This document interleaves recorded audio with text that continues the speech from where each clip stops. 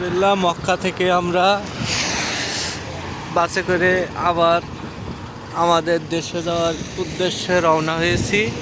এখন ইফতারি করলাম, ইফতারি করে এখানে নামাজটা আদায় করলাম।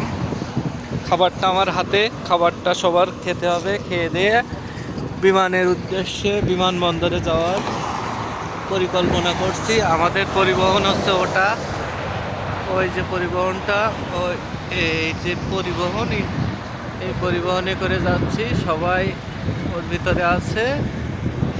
আর আমরা নামাজ শেষ করে এখান থেকে খাওয়া দাওয়া করব। খাওয়া দাওয়া করে তারপরে রওনা দিব।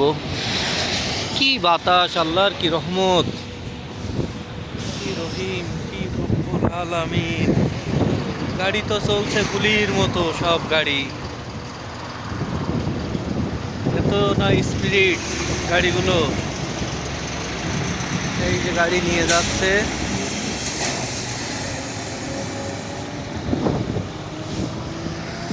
এই যে গাড়ি যাচ্ছে।